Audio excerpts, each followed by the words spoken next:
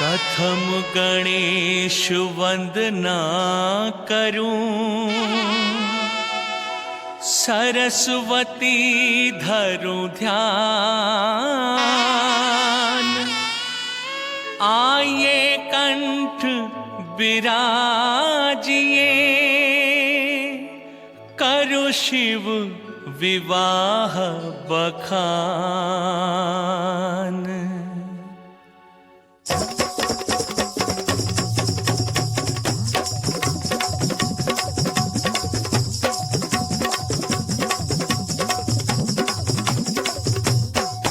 ओम नमः शिवाय, ओम नमः शिवाय, हर हर भोले नमः शिवाय। नमः शिवाय, ओम नमः शिवाय, हर हर भोले नमः शिवाय। ओम नमः शिवाय, ओम नमः शिवाय, हर हर भोले नमः शिवाय। नमः शिवाय, ओम नमः शिवाय, हर हर भोले नमः शिवाय।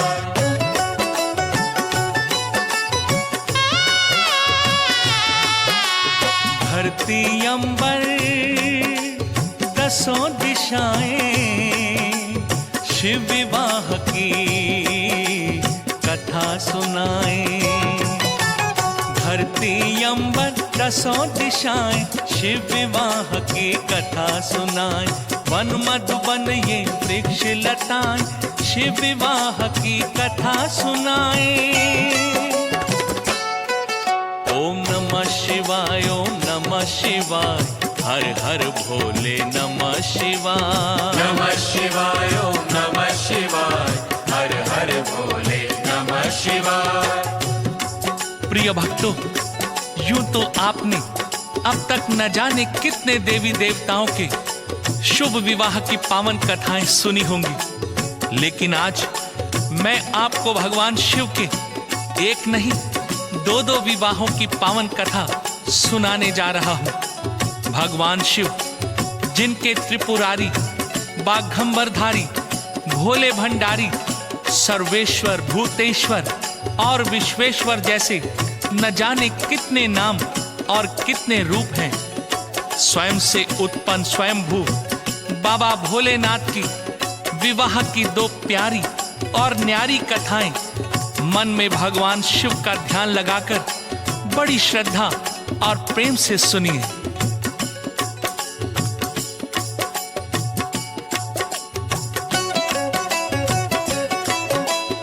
एक समय की बात है, ब्रह्मा रचते थे जब ये सृष्टि।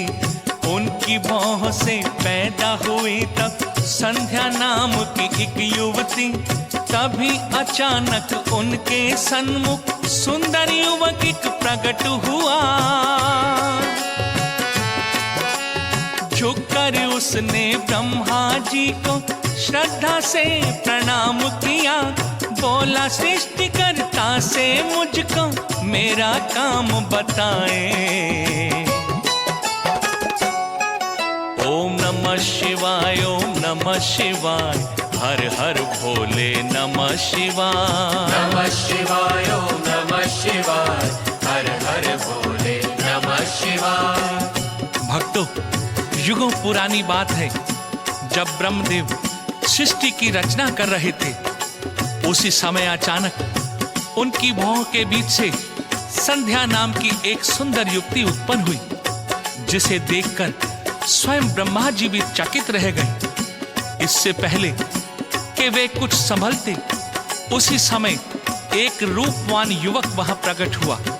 उसके हाथ में 5 पुष्प बाण थे। उस युवक ने ब्रह्मा जी को पिताश्री कहकर उन्हें प्रणाम किया और कहा, पिताश्री, मुझे किसी कार्य में लगाइए।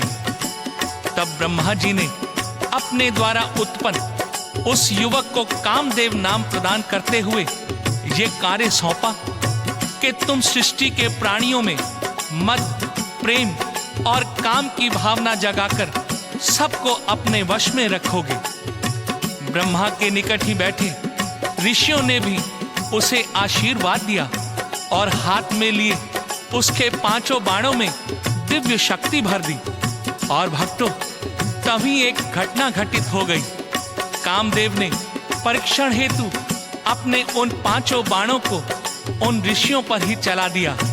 परिणाम स्वरूप ब्रह्मा समेत वो सारे ऋषि काम के वशीभूत हो गए और कामुक दृष्टि से उस सुंदर युवती संध्या की ओर देखने लगे। दूसरी ओर थी संध्या लज्जित, ये कैसी अनहोनी हुई। ऋषियों के संग ब्रह्म पिता की मुझ पे कामुक दृष्टि पड़ी। मुनि वशिष्ठ की आज्ञा पाके उसने तप आरंभ किया। तप उसका फलीभूत हुआ और शिव ने उसको दर्श दिया।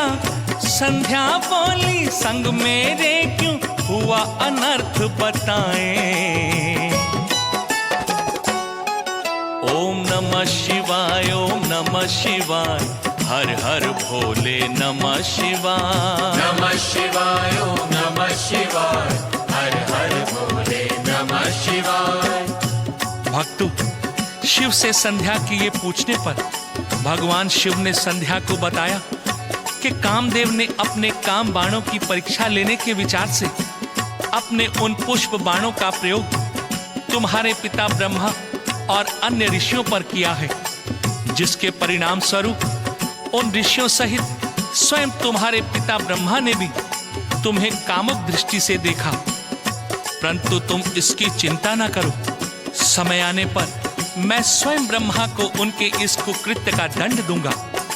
फिर उसे उद्धार का मार्ग बताते हुए कहा, इसी पर्वत के नीचे मेघा ऋषि एक महान यज्ञ कर रहे हैं।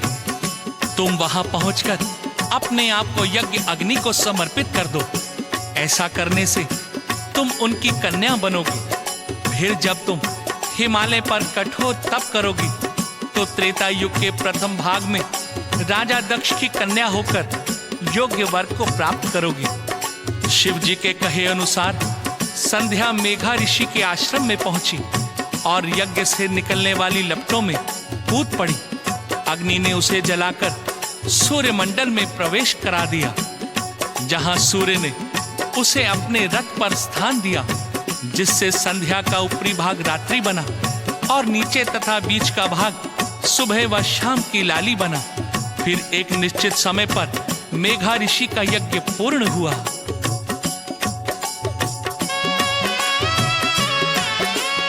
यज्ञ समाप्ति पर मेघा को हवन कुंड से कन्या मिली। कौन है, किसकी पुत्री है ये, मन में एक जिज्ञासा जगी।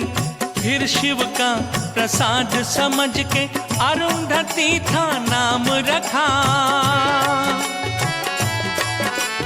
पाल पोस कर बड़ा किया और उसका कन्यादान किया। मेघा ऋषि संग आओ हम सब शिव की अलख जगाएं। रामेश्वराय शिव रामेश्वराय, हर हर भोले नमः शिवाय। रामेश्वराय शिव रामेश्वराय, हर हर भोले नमः शिवाय।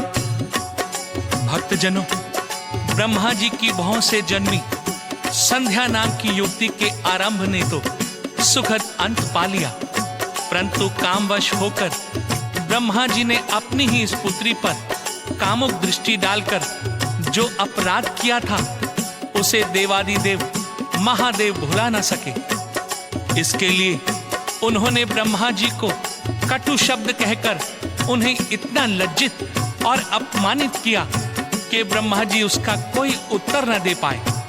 भक्तों, भगवान शंकर तो अपना कर्तव्य निभाकर चले गए, लेकिन ब्रह्मा जी अपने इस अपमान को वर्षों तक नहीं भुला पाए।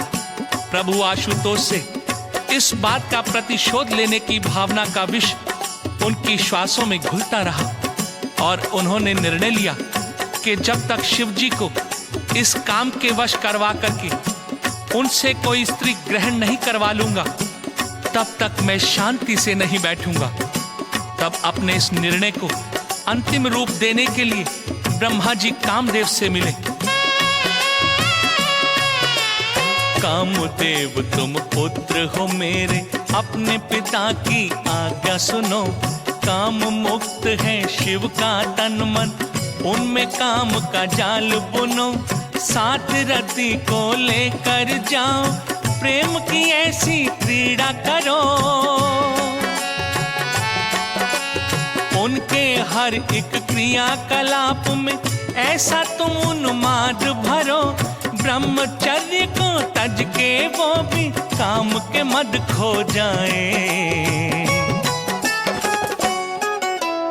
गंगाधराय शिव गंगाधराय, हर हर भोले नमः शिवाय। गंगाधराय शिव गंगाधराय, हर हर भोले नमः शिवाय।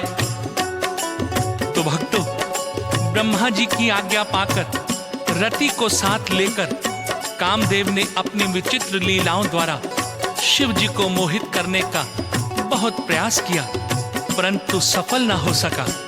उसके निराश हो जाने पर ब्रह्मा जी पर भी निराशा छा गई। तब विष्णु जी ने ब्रह्मदेव से कहा, भगवान शिव के प्रति ईर्ष्या रखना अनुचित है। यदि आप उन्हें स्त्री ग्रहण कराना ही चाहते हैं तो आज शक्ति को प्रसन्न करो। सर्वगुण संपन्न आदि शक्ति अवतार लेकर राजा दक्ष की कन्या बनेगी, जिन्हें शिव जी अपनी अर्धांगिनी के रूप में स्वीकार कर लेंगे। आप राजा दक्ष से भी तप करने के लिए कहें, जिससे प्रसन्न होकर आदि शक्ति उनके घर कन्या के रूप में जन्म ले। तब ब्रह्मा जी ने आदि शक्ति की आराधना की, जिससे प्रसन्न होकर देवी ने उन्हें दर्शन दिए। ब्रह्मा जी ने उनसे कहा, हे देवी, आप सनातन शक्ति हैं, अपनी माया से पूरे जगत का संचालन करती हैं। मैं चाहता हूँ आप राजा दक्ष के घर एक कन्या के रूप में जन्म ले और शिव जी को मोहित करके उनकी पत्नी बने। उधर राजा दक्ष भी आपको कन्या के रूप में पाने के लिए कठिन तप कर रहा है। और फिर भक्तों, राजा दक्ष की तपस्या से प्रसन्न होकर आदि शक्ति ने उन्हें दर्शन देते हुए कहा, मैं तुम्हारे घर में पुत्री के रूप में अवश्य जन्म लूंगी, परंतु तुम्हारे द्वारा यदि मेरा कभी अपमान हुआ तो मैं उसी समय देह त्याग दूंगी। इतना कहकर आदि शक्ति अंतर्ध्यान हो गई। दक्ष प्रजापति को तप करते समय अनंत जो बीत गया, उसके घर में उमा ने तब कन्या रूप में जन्म लिया। दक्ष के महल में पलते हुए वो उम्र की सीढ़ियां चढ़ने लगी। पति रूप में शिव को पाने शिव का जाप वो करने लगी। आती जाती श्वासें उसकी शिव शिव कहती जाए। जटाधराय शिव जटाधराय, हर हर भोले नमः शिवाय। जटाधराय शिव जटाधराय, हर हर भोले नमः शिवाय। भक्तजनों, दक्ष कन्या सती को जब शिव की साधना आराधना करते काफी समय बीत गया तो उसने शिव को पाने हेतु विधि विधान द्वारा नंदा व्रत रखा। उधर ब्रह्मा जी विष्णु जी के साथ कैलाश पहुंचकर भगवान शिव से कह रहे थे, हे देवादिदेव, हम दोनों तो विवाहित हैं ही, अब आप भी कृपया लोकहित के लिए प्रजापति दक्ष की पुत्री सती से विवाह कर लीजिए। तब भक्तों, भोलेनाथ ने मुस्कुराकर उनसे कहा, मुझे आप दोनों का प्रस्ताव स्वीकार है। आप प्रजापति दक्ष से कहकर विवाह की तैयारियां करवाएं।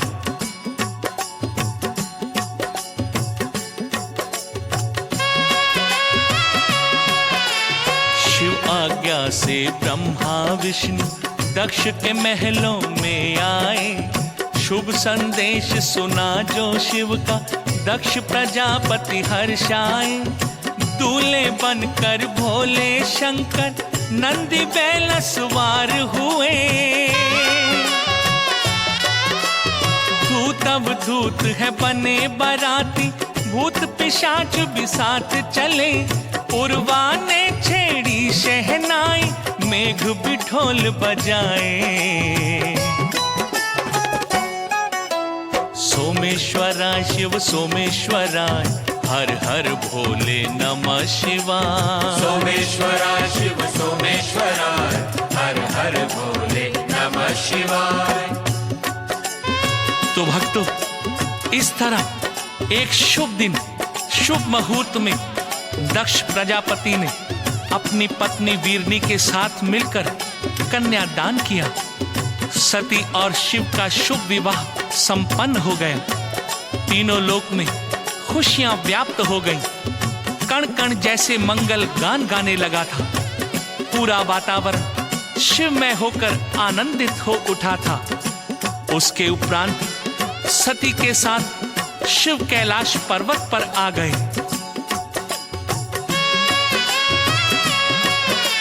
साथ सती के तीन लोक में शिव जी विचरण करते थे। करते करते भ्रमण वो एक दिन दंडक वन में आ पहुंचे। मानस रूप में राम लखन को शिव ने अचानक देख लिया। दूर थे फिर भी शीश झुका के राघव को प्रणाम किया। देख के ये सब सती के मुख पे प्रश्नों के चिन्ह आए। विश्वेश्वराय शिव विश्वेश्वराय, हर हर भोले नमः शिवाय। विश्वेश्वराय शिव विश्वेश्वराय, हर हर भोले नमः शिवाय।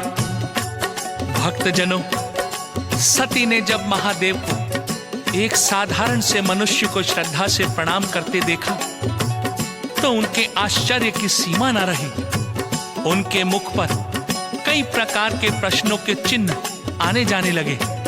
उनसे ना रहा गया तो भोलेनाथ से पूछने लगी, हे नाथ, आप तो स्वयं जगत पिता हैं, सृष्टि के रचयिता हैं, पालन करता और संहार करता हैं।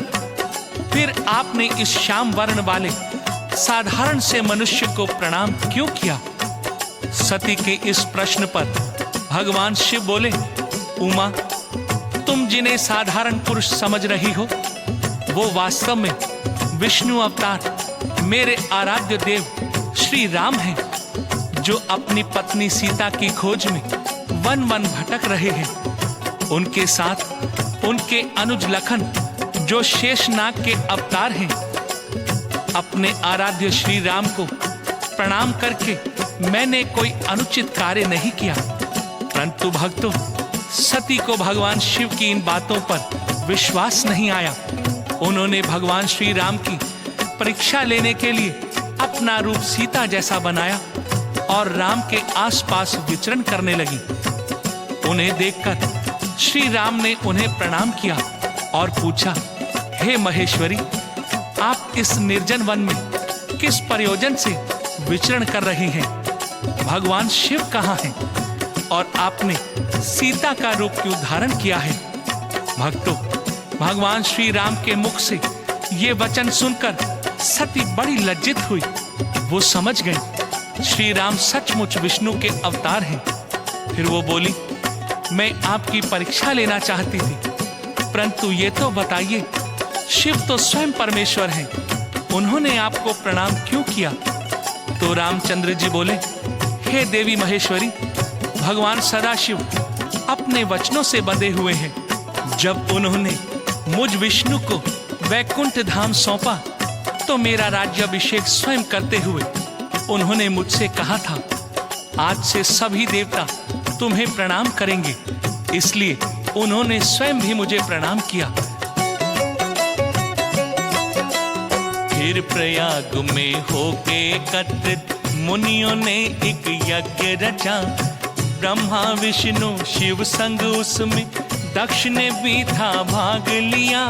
दक्ष प्रजापति का उस यज्ञ में सबने ही सम्मान किया। किंतु जमाता शिव ने उनकी तरफ न कोई ध्यान दिया। दक्ष ने तोड़ी क्रोधित होकर मर्यादा की सीमाएं।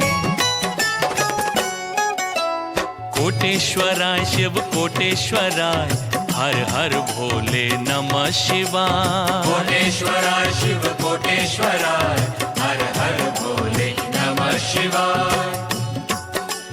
भक्तों, त्रिपुंडधारी अमंगलहारी बाबा भोलेनाथ स्थान स्थान पर कई तरह की लीलाएं करते रहते हैं, और ये उनकी लीला का एक अंश ही था कि प्रयाग तट पर जब ऋषि मुनियों ने एक यज्ञ का आयोजन किया, उसमें सब देवताओं के साथ राजा दक्ष भी सम्मिलित हुए। सब ऋषि मुनि देवों ने राजा दक्ष को सम्मान दिया, परंतु शिव शंकर ने जानबूझकर अपने श्वशुर का अभिवादन करना तो दूर, उनकी तरफ ध्यान ही नहीं दिया। और भक्तों, फिर वही हुआ जिसका भोलेनाथ को पूर्व अनुमान था। राजा दक्ष ने अत्यंत क्रोधित होकर शिव शंकर को अपशब्दों में बहुत ही भला बुरा कहते हुए उनसे सभी लौकिक संबंध तोड़ दिए। फिर शिव को अपमानित करने के लिए उन्होंने एक विशाल यज्ञ का आयोजन किया, जिसमें उन्होंने तमाम ऋषि मुनि और देवताओं को तो बुलाया, लेकिन शिव और अपनी पुत्री सती को आमंत्रित नहीं किया। परंतु सती को जब यह ज्ञात हुआ कि उसके पिता ने उसे व उसके स्वामी को यज्ञ में नहीं बुलाया, तो उन्होंने दुखी होकर शिव से इसका कारण पूछा। तो शिव बोले,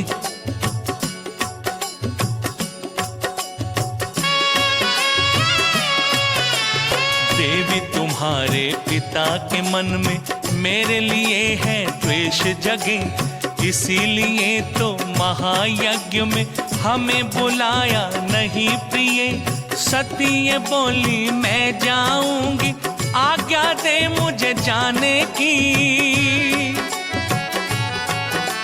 शिव ये बोले बिना निमंत्रण वहां पे जाना ठीक नहीं, क्रिया हट नहीं समझा कभी भी, लाख प्रभु समझाए। सिद्धेश्वराय शिव सिद्धेश्वराय, हर हर भोले नमः शिवाय। सिद्धेश्वराय शिव सिद्धेश्वराय, हर हर भोले नमः शिवाय। भक्तों, क्रियाहटवश सती ने पति शिव की बात नहीं मानी और पिता द्वारा आयोजित यज्ञ में जा पहुंचे, और वहां उन्होंने देखा देवलोक के तमाम देवता ऋषि मुनि सभी वहां उपस्थित थे, परंतु उनके पति भगवान शिव के लिए स्थान भी नहीं रखा गया। तो सती से ना रहा गया। उन्होंने अपने पिता से शिव जी को ना बुलाने का कारण पूछा। तब दक्ष ने क्रोधित होकर कहा, तेरा पति शमशानवासी, भस्मधारी, भांग दतूरे का सेवन करने वाला, लंपट, कपटी, बहुरूपिया, भूत प्रेतों का राजा और अमांगलिक है, इसलिए मैंने उसे इस मंगल कार्य में भाग लेने के लिए आमंत्रित नहीं किया। और तू भी बिना बुलाए इस यज्ञ में क्यों चली आई है? मैं उस आडंबर करने वाले डमरूधारी, निर्धन, भिखारी शिव से और तुझसे अपने सारे संबंध तोड़ चुका हूं। निशाचरों के उस संगी साथी से मेरा अब कोई नाता नहीं।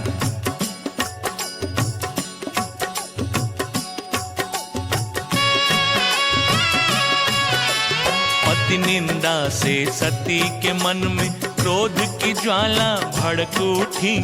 उसी समय वो सुध बुध खो के यज्ञ अग्नि में कूद पड़ी।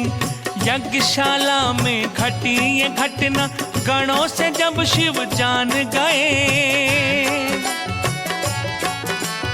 रौद्र रूप धर तब शिव शंकर क्रोध में तांडव करने लगे।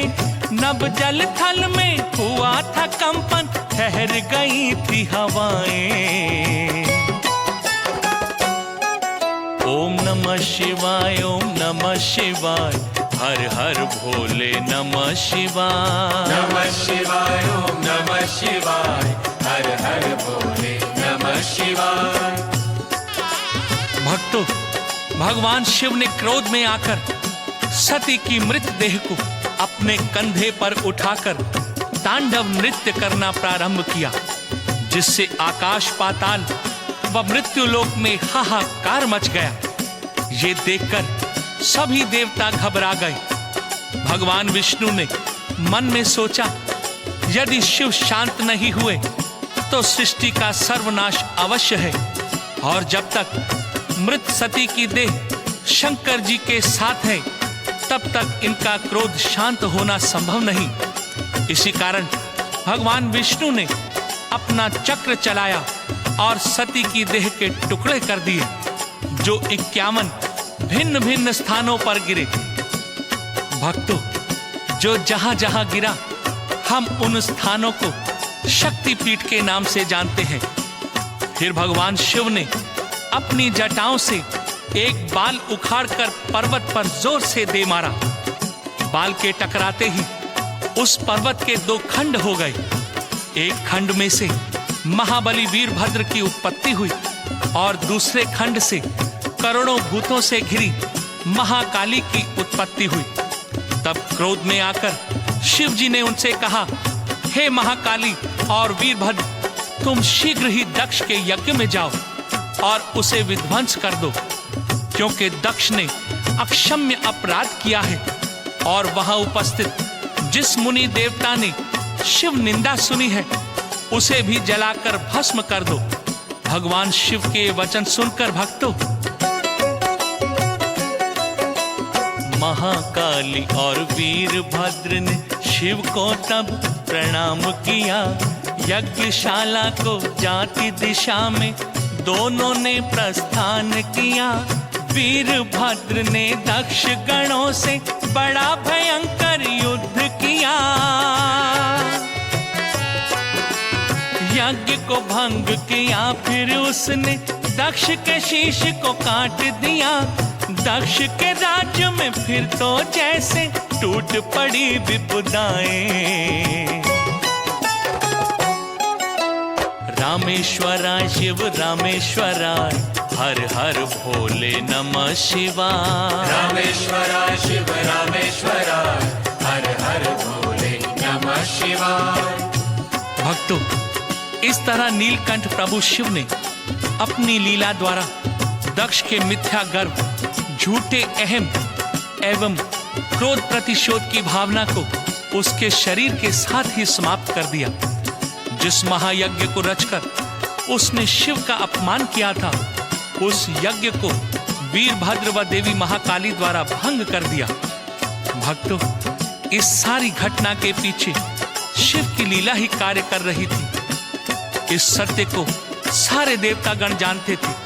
अतः ब्रह्मा सहित सभी देवता कैलाश पर्वत पर गए और वहां पुष्पलोचन शिव जी की स्तुति करते हुए उनसे विनती स्वरों में बोले, हे दया के सागर, हे गंगाधर, हे सर्वेश्वर, हमने यज्ञ स्थल पर दक्ष द्वारा आपकी निंदा सुनी।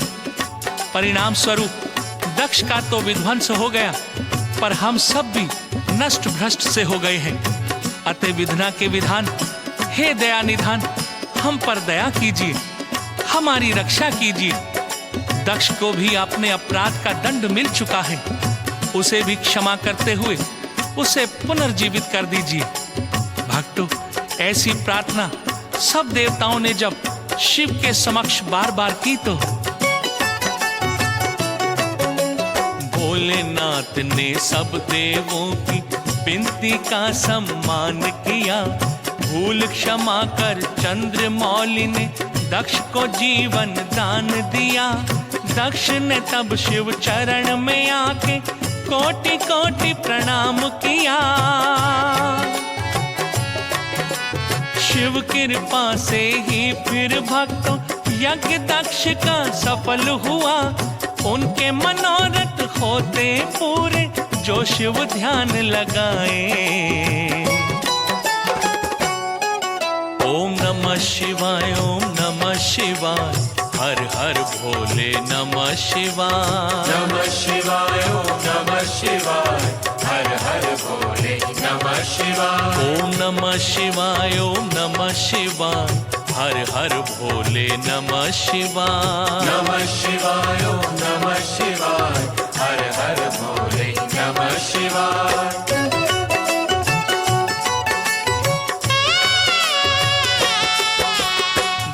धरती अंबर दसों दिशाएं शिव विवाह की कथा सुनाए। धरती अंबर दसों दिशाएं शिव विवाह की कथा सुनाए। वन मधुबन ये वृक्ष लताएं शिव विवाह की कथा सुनाए। ओम नमः शिवाय, ओम नमः शिवाय, हर हर भोले नमः शिवाय। नमः शिवाय, ओम नमः शिवाय, हर हर भोले नमः शिवाय। भक्तों, भगवान शिव अपनी प्राणेश्वरी सती की विरह में व्याकुल होकर गृहस्थ त्याग कर समस्त लोकों का भ्रमण करने लगे। उधर पर्वत जैसे दीर्घ आकार वाले महादैत्य तारकासुर ने ब्रह्मा जी की घोर तपस्या करके उनसे 2 वरदान प्राप्त कर लिए। पहला तो ये कि संसार में मुझ जैसा बलशाली और कोई न हो। दूसरा, मेरी मृत्यु केवल शिवजी से उत्पन्न बालक के शस्त्र से हो। ये दोनों वरदान पाकर दैत्य तारकासुर अत्यंत उद्दंड हो गया। तीनों लोकों का स्वामी बनने की इच्छा में वो सब देवताओं को पीड़ित करने लगा, क्योंकि वो जानता था कि शिव तो इस समय वैरागी बन चुके हैं, पत्नी विहीन है, अतः उनसे अब कोई पुत्र कैसे होगा। परंतु भक्तों, वो शिव की लीला को नहीं जानता था। उसे ज्ञान नहीं था कि देवताओं ने पर्वतराज हिमालय से प्रार्थना की है कि वो अपनी पत्नी मैना के संग शिव आराधना करके उन्हें प्रसन्न करें, ताकि उनकी कृपा से वही सती पार्वती के रूप में उनके घर जन्म ले और समय आने पर शिव पार्वती का विवाह हो। इसके साथ दैत्य तारकासुर का भी अंत हो सके। हिमालय राज ने देवताओं का आग्रह मान लिया। पत्नी मैना संग हिमालय जब तप साधना करने लगे, मन वांछित फल पाने को वो शिव की आराधना करने लगे। उधर सभी देवों ने मिलकर शक्ति से ये विनती की, मैना गर्भ से कन्या बनके आप जन्म ले जग जननी, फिर शिव जी की पत्नी बनके सबके कष्ट मिटाए। रामेश्वरा शिव रामेश्वरा, घट घट वासी रामेश्वरा। रामेश्वरा शिव रामेश्वरा, घट घट वासी रामेश्वरा। भक्तजनों, देवों के आग्रह पर हिमालय राज अपनी पत्नी मैना के साथ शिव की साधना आराधना करने लगे। उसके बाद देवताओं ने भी आदि शक्ति की स्तुति करके उन्हें प्रसन्न किया और प्रार्थना की, हे माता जगत जननी, आप लोक कल्याण हेतु पर्वतराज हिमालय के घर पार्वती के रूप में जन्म ले और भगवान शिव की अर्धांगिनी बनकर तीनों लोकों का उद्धार करें। भक्तों, महेश्वरी ने देवताओं को आश्वासन दिया कि ऐसा ही होगा और फिर वो शुभ समय भी आ गया। हिमालय राज के ज्येष्ठ पुत्र मैनाक के बाद देवताओं को दिए हुए अपने वचन को सत्य करने के लिए उमा शिवा कल्याणी ने मैना के गर्भ से जन्म लिया।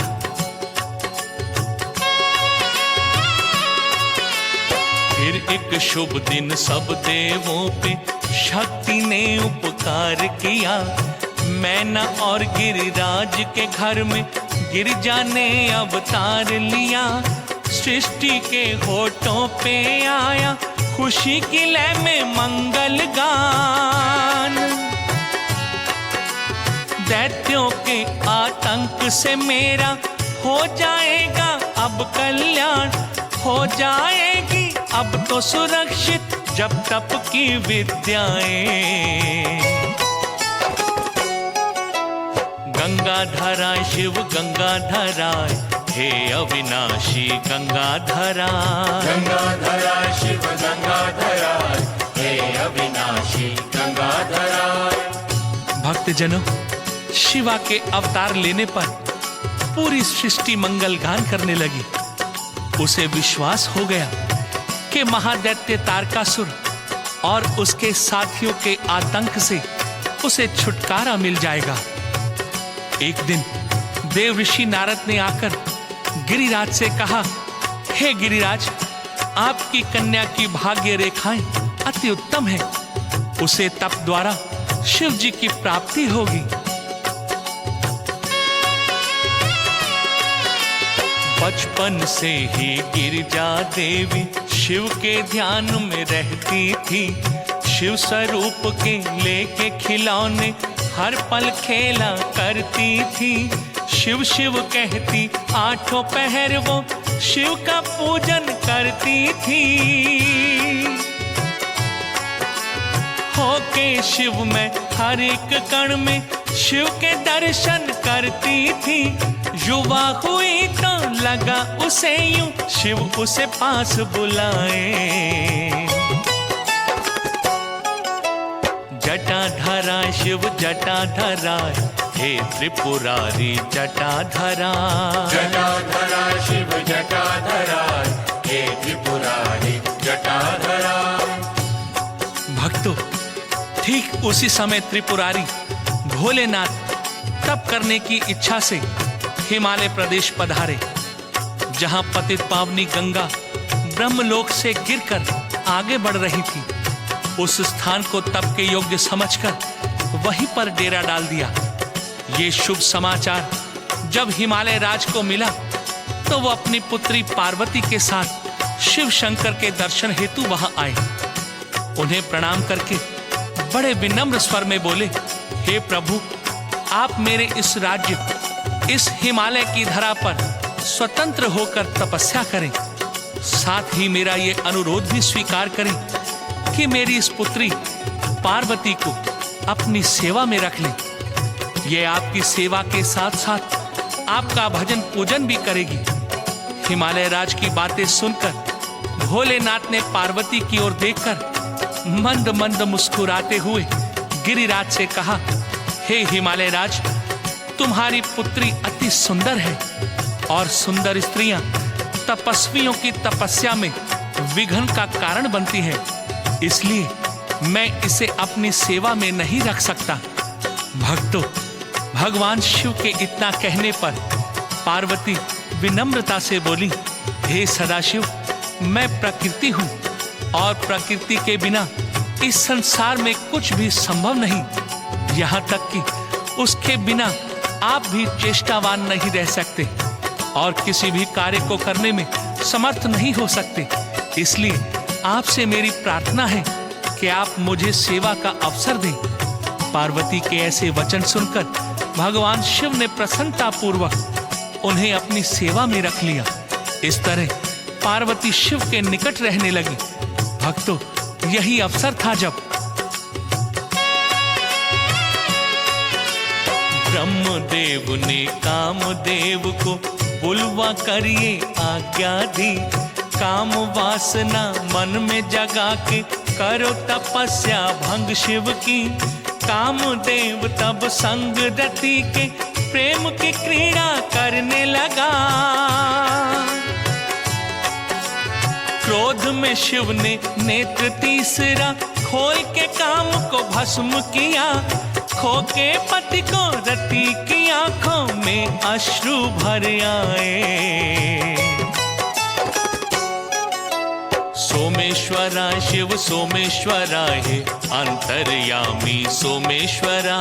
सोमेश्वरा शिव सोमेश्वरा है अंतर्यामी सोमेश्वरा। भक्तों, ये भी उस भोलेनाथ शिव की लीला ही थी कि ब्रह्मा ने कामदेव को उनकी तपस्या भंग करने के लिए भेजा और कामदेव ने अपनी पत्नी रति को साथ लेकर वह अपनी काम माया फैलाई। उसने समाधि में बैठे भगवान शंकर पर अपना पुष्प बाण चला दिया। भक्तों, जगत को मोहित करने वाले उस बाण ने अपना प्रभाव दिखाया और शिव जी का ध्यान टूट गया। उनकी दृष्टि दूर एक वृक्ष पर धनुष बाण लेकर बैठे कामदेव पर गई। उसे देखकर शिव के क्रोध का अंत न रहा। क्रोध में उसी क्षण उनका तीसरा नेत्र खुला, जिसमें से विकराल अग्नि निकली, जिसमें कामदेव वहीं भस्म होकर रह गया। कामदेव के भस्म होने के बाद भी भगवान शंकर के तीसरे नेत्र से भयंकर अग्नि निकल रही थी। तब ब्रह्मा जी ने उस अग्नि को हाथ से पकड़कर उसे समंदर में प्रविष्ट करा दिया। प्रिय भक्तों, इस संपूर्ण घटना से शिव जी का मन बड़ा उचाट सा हो गया और वो उस स्थान को छोड़कर चले गए। उनके जाने के बाद पार्वती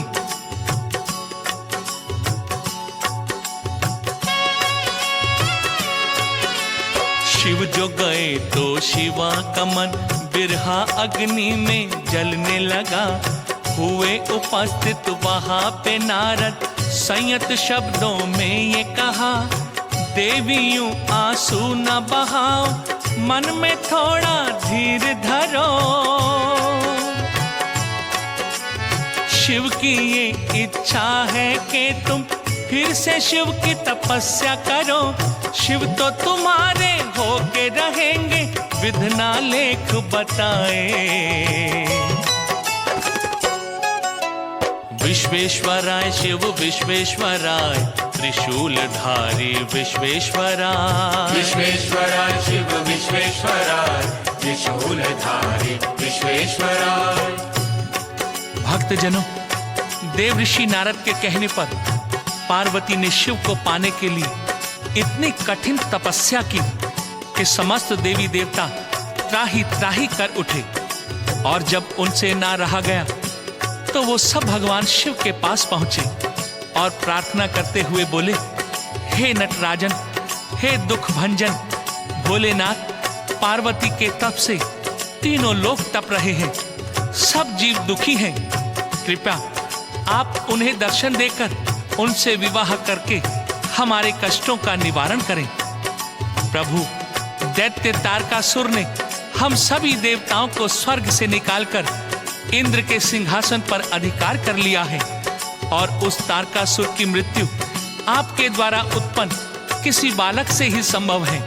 अतः आप जगत जननी पार्वती से विवाह कर लें। प्रिय भक्तों, इस पर भगवान भोलेनाथ मुस्कुरा कर बोले, देवजनों, मैं तो सदैव भक्तों के ही अधीन रहा हूं, इसलिए दैत्य तारकासुर से सबको मुक्ति दिलवाने के लिए मैं पार्वती से विवाह अवश्य करूंगा। भक्तों, भोलेनाथ ने देवों को ये आश्वासन तो दे दिया, लेकिन उनके मन में आया, क्यों न गिरिराज हिमालय और मैना की परीक्षा ली जाए।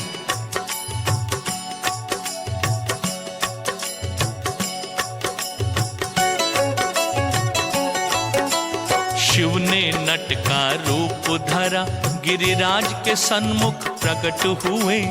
बजा बजा के डम डम डमरू अद्भुत नृत्य वो करने लगे। साधु वेश में ना पहचाना उनको मैना रानी ने। शिव के विषय में उनसे कहा कुछ ऐसा औघड़ दानी ने। सुन मैना के मस्तक उभरी चिंता की रेखाएं। कोटेश्वराय शिव कोटेश्वराय, पार्वती स्वामी कोटेश्वराय। कोटेश्वराय शिव कोटेश्वराय, पार्वती स्वामी कोटेश्वराय।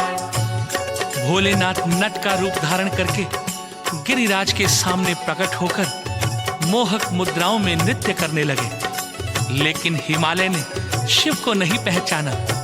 फिर भगवान शंकर साधु वेश में मैना रानी के पास आए और बोले, सुना है तुम अपनी सुंदर सी कन्या का विवाह एक निराश्रित, विचारहीन, कुलहीन बूढ़े बैल की सवारी करने वाले भिक्षुक शिव से करने वाले हो। तो भक्तों, साधु से शिव के विषय में ऐसे निम्न शब्द सुनकर मैना घबराकर बेहोश हो गई। जब वो होश में आई तो ऋषि मुनियों ने समझाया, जिनको तुम भिक्षुक समझी वो तीन लोक के स्वामी है। पार ब्रह्म है, नाद ब्रह्म है, अक्षय अंतर्यामी है। सूर्य चंद्र में तेज है उनसे, वायु के है श्वास वही। महाकाल के काल भी वो है, जीवन के विश्वास वही। गायन वादन नित्य है जीवित, उनसे सभी कलाएं। सिद्धेश्वराय शिव सिद्धेश्वराय, भाग्य विधाता सिद्धेश्वराय। सिद्धेश्वराय शिव सिद्धेश्वराय, भाग्य विधाता सिद्धेश्वराय। भक्तों, इस तरह मुनियों ने हिमालय और मैना को समझाया कि आप लोगों ने शिव को पहचाना नहीं, वरना वो तो पूरे संसार के स्वामी है, साक्षात परम ब्रह्म है। सन्यासी योगी हर माया जाल से मुक्त है, क्योंकि उनके निमित्त ही दैत्यराज तारकासुर का नाश होना है। अतः हमारे कल्याण के लिए और हमारे अनुरोध पर ही वो तुम्हारी पुत्री पार्वती से विवाह करने के लिए राजी हुए हैं। ये सुनकर हिमालय और मैना का संशय मिट गया और पार्वती का विवाह शिव से करने के लिए तैयार हो गए। उन्होंने शीघ्र ही मुनिवर से लग्न पत्रिका लिखवाकर भगवान शंकर के पास भेज दी। विश्वकर्मा द्वारा एक सुंदर मंडप बनवाया, जिसमें सभी देवी देवताओं की मूर्तियां स्थापित की गई। सभी को विवाह का निमंत्रण पत्र भेजा गया। उधर कैलाश पर्वत पर स्वर्ग अप्सराओं ने आके शिव का तब श्रृंगार किया। नेत्र तीसरा मुकुट बना और चंद्रकला का तिलक लगा। भूत पिशाच थे बने बाराती, शिव जी बैल सवार हुए। मेघों ने मृदंग बजाया, प्रेत धुंधु भी बजाने लगे। शिवगण के संग नाचे चुड़ैले, मंगल गान सुनाए। ओम नमः शिवाय, ओम नमः शिवाय, हर हर भोले नमः शिवाय। नमः शिवाय, ओम नमः शिवाय, हर हर भोले नमः शिवाय। भक्तों, भगवान भोले शंकर की ये अद्भुत बारात चली तो उस समय चारों ओर ढोल नगाड़ों की आवाज गूंज उठी। आकाश से पुष्प वर्षा होने लगी। पूरा वातावरण मंगलमय हो उठा। जब बारात हिमालय राज की धरती पर पहुंची तो रानी मैना उत्सुकतावश अपने जामाता भगवान शिव को दूल्हे के रूप में देखने दौड़ी चली आई। मैना ने जब बारातियों को देखा तो देखती ही रह गई। सभी भूत प्रेत आदि बाराती बने थे। किसी के मुख पर टेढ़ी सी सूंड थी, कोई बिना सिर के था, कोई गज के समान था, किसी के पांव उल्टे थे, किसी का सिर पेट से लगा था, किसी के सिर पर सींग थे और उन सब के बीच दूल्हा बने शिव खड़े थे। उस समय मैना ने देखा शिव के 5 मुख 10 भुजाएं हैं, तन पर भस्म लगी थी, बाघंबर ओढ़े शिव अत्यंत भयानक और विकराल नजर आ रहे थे। तब मैना ने विलाप करते हुए अपनी पुत्री का विवाह ऐसे शिव से न करने का निश्चय कर लिया। शिव जी मुस्कुराए और ऋषि मुनियों द्वारा विनती करने पर अपने असली रूप में आ गए।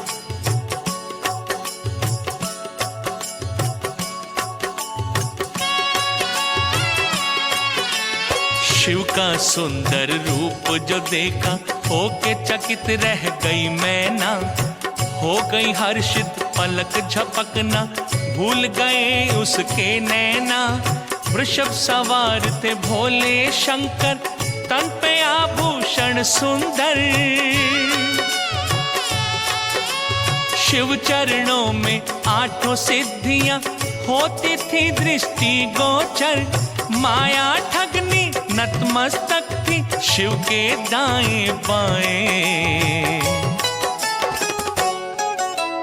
गंगाधरा शिव गंगाधरा, हर हर भोले गंगाधरा। गंगाधरा शिव गंगाधरा, हर हर भोले गंगाधरा।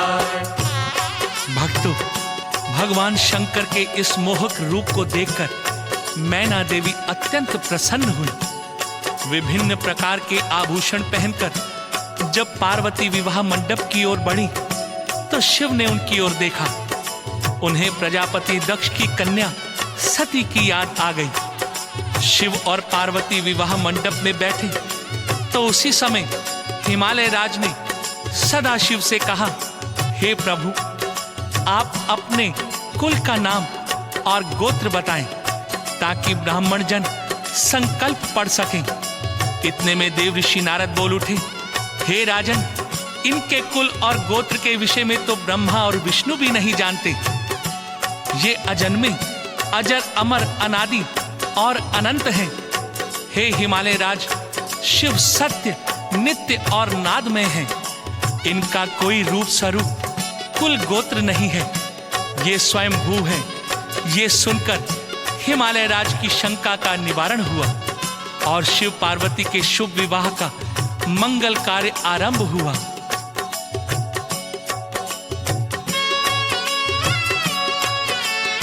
ब्रह्मा मंगलाचार सुनाते, विष्णु जी हर्षाते थे। देख ये शिव की लीला नारद वीणा मधुर बजाते थे। रीति नीति और धर्म विधि से पूरा हर शुभ कार्य हुआ। मैना के संग गिरिराज ने शिव को कन्या दान किया। हुआ मिलन शिव शक्ति का, हुई सभी पूर्ण इच्छाएं। सिद्धेश्वराय शिव सिद्धेश्वराय, हर हर भोले सिद्धेश्वरा। सिद्धेश्वराय शिव सिद्धेश्वराय, हर हर भोले सिद्धेश्वरा। भक्तों, जब शिव पार्वती का विवाह संपन्न हो गया, ठीक उसी समय कामदेव की पत्नी रति विलाप करती हुई वहां पर आ पहुंची। रोते हुए करुण स्वर में बोली, हे देवादिदेव महादेव, मेरे पति की उस भूल को अब भुला दीजिए। उन्हें अपने अपराध का दंड मिल चुका है।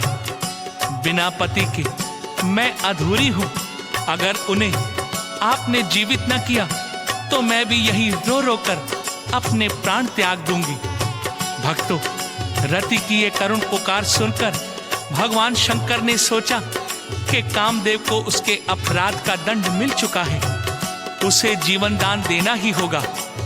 यदि कामदेव जीवित ना हुआ और प्राणी मात्र में उसका निवास ना हुआ तो सृष्टि में प्रजनन क्रिया रुक जाएगी। काम विहीन स्त्री पुरुष अपने वंश आगे कैसे बढ़ाएंगे? ये सब सोचकर भगवान भोलेनाथ ने रति के हाथ में थमी उस पोटली को देखा जिसमें मृत कामदेव की भस्म थी। प्रभु की दया दृष्टि पड़ते ही उस भस्म में प्राण आ गए। कामदेव फिर से जीवित हो उठा।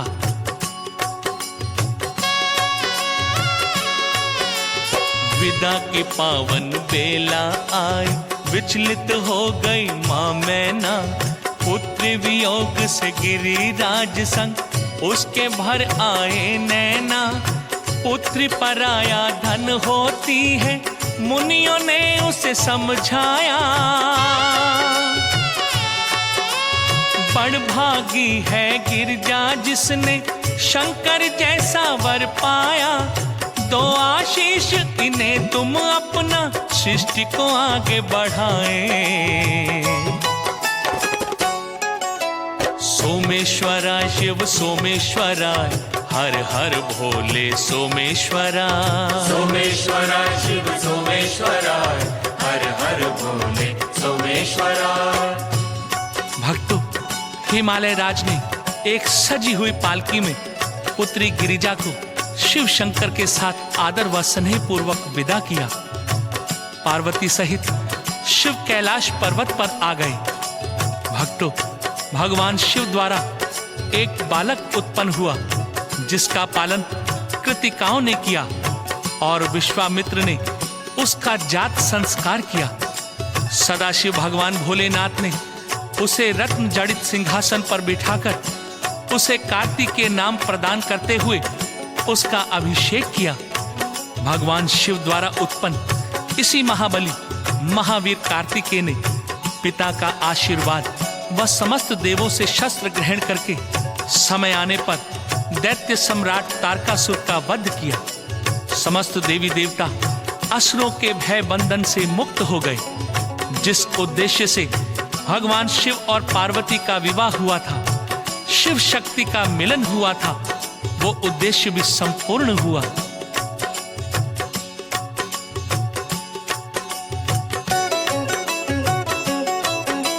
शिव विवाह की कथा ये पावन भक्तों जो भी सुनता है, समझो दुख की गलियों में वो सुख की कलियां चुनता है। शिव की पूजा अर्चना करके जो शिव नाम को ध्याता है, शिव में होकर शिव में खोकर वो शिव धाम को जाता है। होता सकारत जीवन उसका, रोग सभी मिट जाए। ओम नमः शिवाय, ओम नमः शिवाय, हर हर भोले नमः शिवाय। नमः शिवाय, ओम नमः शिवाय, हर हर भोले नमः शिवाय। प्रिय भक्तों, भगवान शिव के अनंत नाम और रूप के साथ उनकी लीलाएं भी अनंत और अपरंपार हैं। उनका पार आज तक कोई नहीं पा सका। किसी भी प्राणी की वाणी में इतनी शक्ति नहीं कि वो शिव की लीला का अधिकार पूर्वक वर्णन कर सके। फिर भी मैंने सीमित शब्दों में अपनी बुद्धि अनुसार उस असीम बुद्धि शुद्धि के दाता सर्वज्ञाता भगवान शिव के विवाह की ये शुभ कथा सुनाने का प्रयास किया है।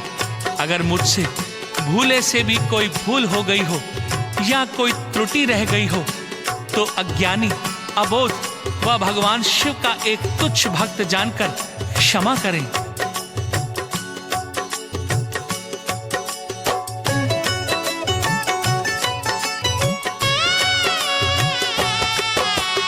धरती अंबर दसों दिशाएं शिव विवाह की कथा सुनाएं। वन मधुबन ये वृक्ष लताएं शिव विवाह की कथा सुनाएं।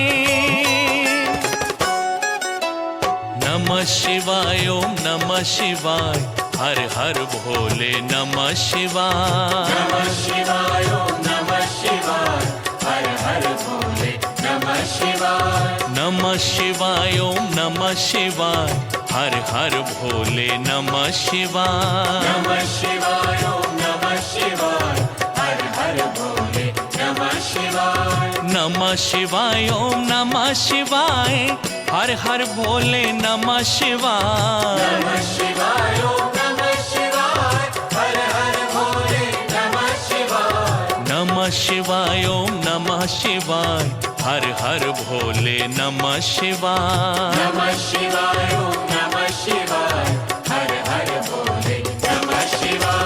नमः शिवाय, ओम नमः शिवाय, हर हर भोले नमः शिवाय। नमः शिवाय, ओम नमः शिवाय, हर हर भोले नमः शिवाय।